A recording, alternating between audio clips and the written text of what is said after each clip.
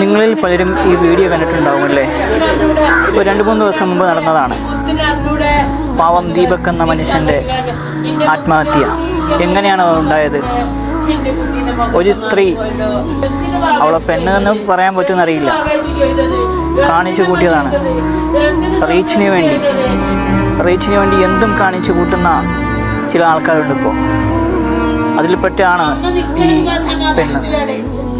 റീച്ചിന് വേണ്ടി എന്ത് തോന്നിയാസവും കാണിച്ചു കൂട്ടും. അതല്ലേ ഇപ്പോൾ ഇവിടെ നടന്നത്. അതാണ് ഇവിടെ നടന്നത്. ഇപ്പോൾ എന്തു പറ്റി?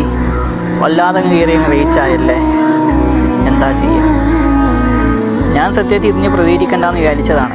പക്ഷേ ആ അമ്മയുടെ കരച്ചിൽ എന്താ പറയുക, സങ്കടം വന്നു പോകും.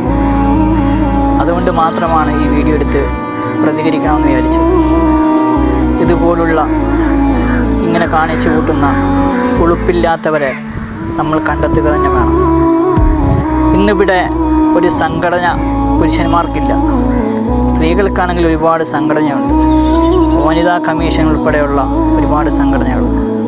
എന്നാൽ പുരുഷന്മാർക്കോ ഇതൊന്നുമില്ല. അതുകൊണ്ട് ഒരു പുരുഷ കമ്മീഷൻ നിലവിൽ വരേണ്ട സാഹചര്യമാണ്. പുരുഷന് എന്തെങ്കിലും പറ്റിയാൽ ചോദിക്കാൻ വേണ്ടേ?